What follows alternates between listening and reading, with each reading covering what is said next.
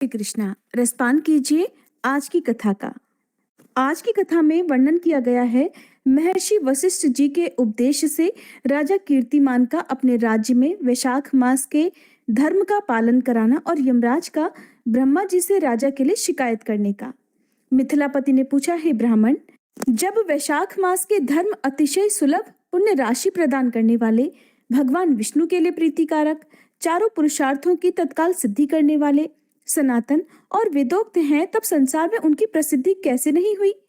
श्रुतदेव जी ने कहा, राजन, इस पृथ्वी पर लौकिक कामना रखने वाले ही मनुष्य अधिक हैं। उनमें से कुछ राजस और कुछ तामस हैं। वे लोग इस संसार के भोगों और पुत्र पौत्रादि सुख संपदाओं की ही इच्छा रखते हैं। कहीं कहीं किसी प्रकार कभी बड़ी कठिनाई से कोई एक मनुष्य ऐसा मिलता है जो स्वर्गलोक के लिए प्रयास करता है, और इसलिए वह यज्ञ आदि पुण्य कर्मों का अनुष्ठान बड़े प्रयत्न पूर्वक करता है, परंतु मोक्ष की उपासना प्रायः कोई नहीं करता। तुच्छ आशाएं लेकर बहुत से कर्मों का आयोजन करने वाले लोग प्रायः काम्य कर्मों के ही उपासक हैं। यही कारण है कि संसार में राजस और तामस धर्म अधिक विख्यात हो गए, किंतु सात्विक धर्मों की प्रसिद्धि नहीं हुई। ये सात्विक धर्म भगवान विष्णु को प्रसन्न करने वाले हैं, निष्काम भाव से किए जाते हैं और इस लोक तथा परलोक में सुख प्रदान करते हैं। देव माया से मोहित होने के कारण मूढ़ मनुष्य इन धर्मों को जानते ही नहीं है। पूर्व काल की बात है, काशीपुरी में कीर्तिमान नाम से विख्यात एक चक्रवर्ती राजा थे। वे इक्ष्वाकु वंश के भूषण और महाराज नृग के पुत्र थे। संसार में उनका बड़ा यश था। वे अपनी इंद्रियों पर और क्रोध पर विजय प्राप्त कर चुके थे। ब्राह्मणों के प्रति उनके मन में बड़ी भक्ति और श्रद्धा थी। राजाओं में उनका स्थान बहुत ऊंचा था। एक दिन वे मृगया में आसक्त होकर महर्षि वशिष्ठ जी के आश्रम पर आए। वैशाख मास की चिलचिलाती हुई धूप में यात्रा करते हुए राजा ने मार्ग में देखा, महात्मा वशिष्ठ जी के शिष्य जगह जगह अनेक प्रकार के कार्यों में विशेष तत्परता के साथ संलग्न थे।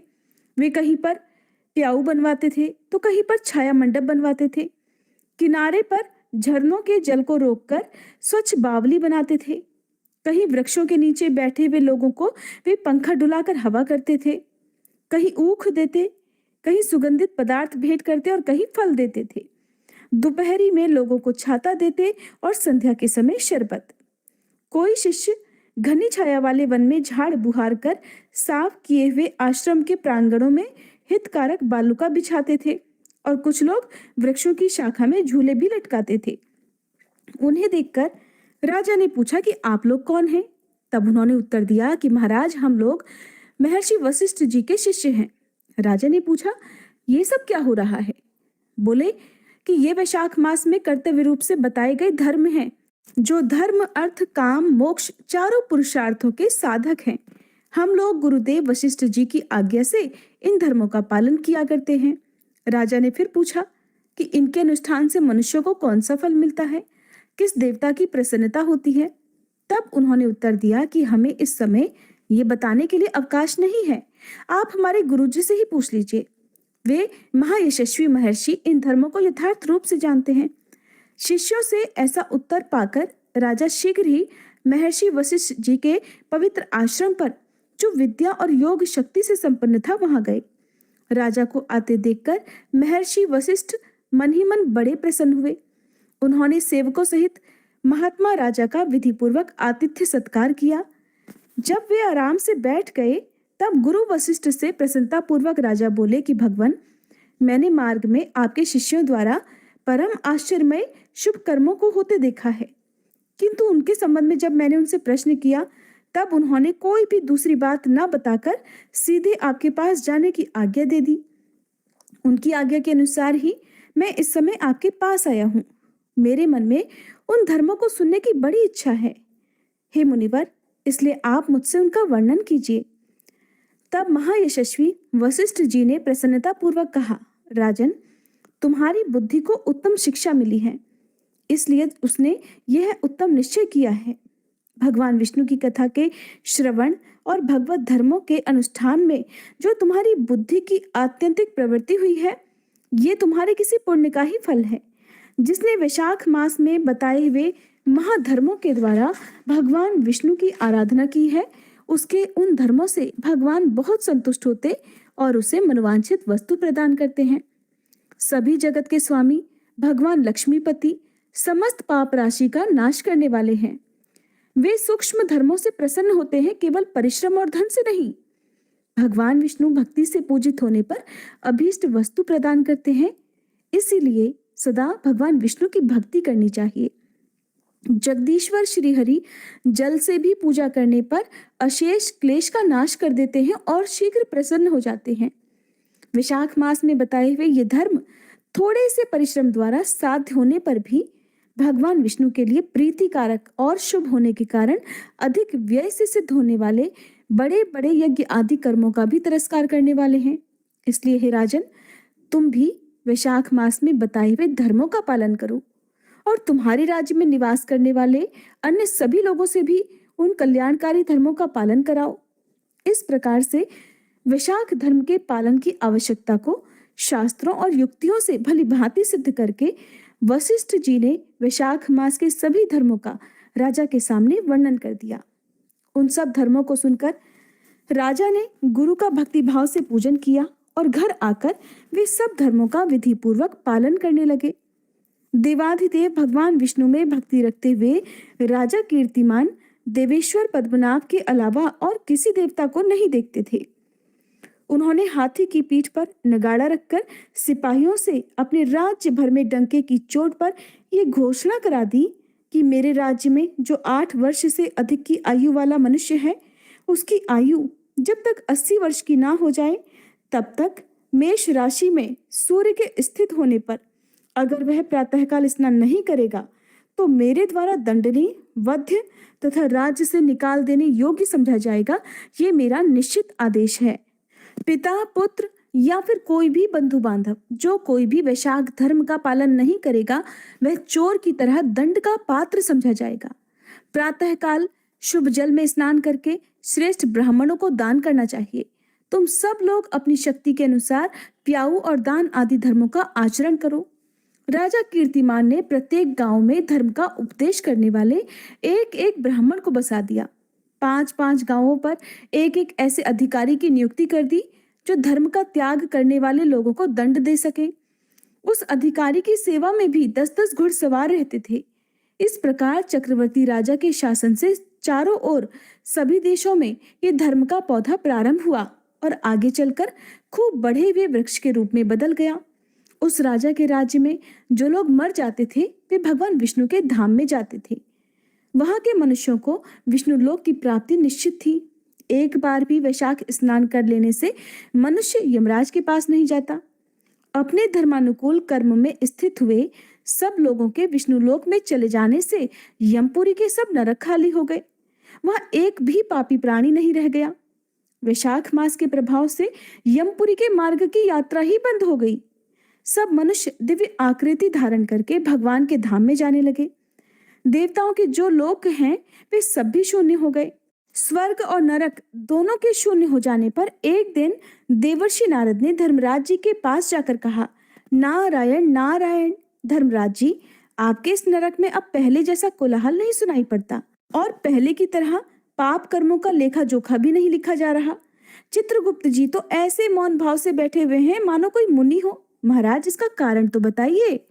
महात्मा नारद के ऐसा कहने पर राजा यम ने कुछ दीनता के स्वर में कहा, हे देवर्षि, इस समय पृथ्वी पर जो यह राजा राज्य करता है यह पुराण पुरुषोत्तम भगवान विष्णु का बड़ा भक्त है। उसके भय से कोई भी मनुष्य कभी वैशाख मास का उल्लंघन ही नहीं करता। उस पुण्य कर्म के प्रभाव से सभी भगवान विष्णु के परम धाम में चले जा रहे हैं। मुनि श्रेष्ठ, उस राजा ने इस समय मेरे लोक का मार्ग लुप्त सा कर रखा है। स्वर्ग और नरक दोनों को शून्य बना दिया है। इसलिए ब्रह्मा जी के पास जाकर ये सब समाचार मैं उनसे निवेदन करके तभी स्वस्थ हो पाऊंगा।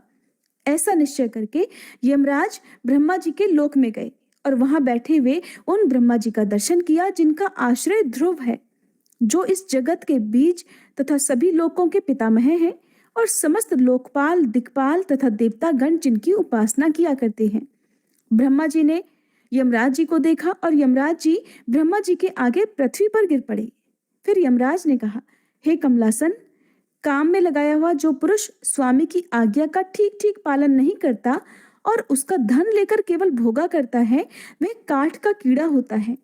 जो बुद्धिमान मनुष्य लालच में आकर स्वामी के धन का उपभोग करता है, वह 300 कल्पों तक तिर्यक योनि रूप नरक में जाता है।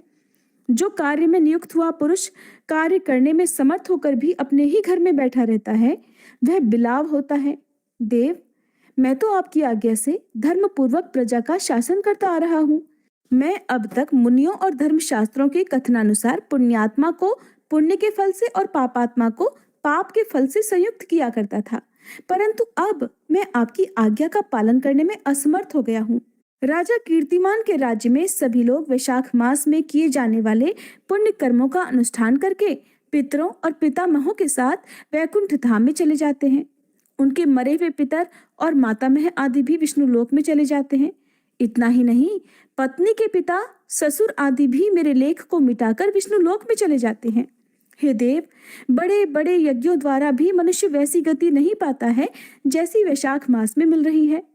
सभी तीर्थों से, दान आदि से, तपस्याओं से, व्रतों से या फिर संपूर्ण धर्मों से युक्त मनुष्य भी उस गति को नहीं पाता जो वैशाख धर्म में तत्पर हुए मनुष्य को प्राप्त हो रही है। वैशाख में प्रातःकाल स्नान करके देव पूजन, वैशाख मास महात्म्य की कथा का श्रवण तथा भगवान विष्णु को प्रिय लगने वाले तदनुकूल धर्मों का पालन करने वाला मनुष्य एकमात्र विष्णु लोक का स्वामी होता है। और जगतपति भगवान विष्णु के लोक की तो मेरी समझ में कोई सीमा ही नहीं है, क्योंकि सब ओर से कोटि कोटि प्राणियों का समुदाय वहां पहुंच रहा है, तो भी वह भरता ही नहीं। इस संसार में पवित्र और अपवित्र सभी लोग राजा की आज्ञा से वैशाख मास के धर्म का पालन करके विष्णु लोक को जा रहे हैं। हे लोकनाथ, उसकी प्रेरणा से संस्कारहीन मनुष्य भी वैशाख स्नान मात्र से ही वैकुंठ धाम में चले जाते हैं। वो केवल भगवान विष्णु के चरणों की शरण लेने वाला है, जान पड़ता है कि वह समस्त संसार को ही विष्णु लोक में पहुंचा देगा। जो पुत्र धर्म, अर्थ, काम और मोक्ष के प्रतिकूल चलता हो, वह पृथ्वी पर माता के पेट से पैदा हुआ रोग है। वह अधम पुरुष अपनी माता का घात करने वाला कहा जाता है।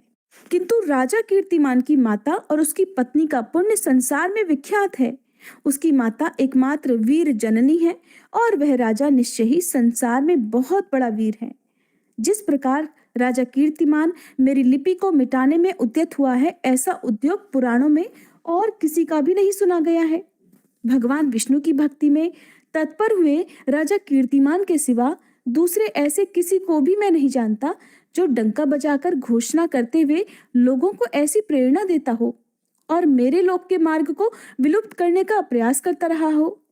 जय श्री कृष्णा। इसके आगे का वृतांत आप अगले अध्याय में सुनेंगे, जिसमें श्री ब्रह्मा जी का यमराज जी को समझाना और फिर भगवान विष्णु का उन्हें वैशाख मास में भाग दिलाने का वर्णन है। अगर आपको आज की ये कथा पसंद आई हो तो प्लीज वीडियो को लाइक जरूर कीजिएगा।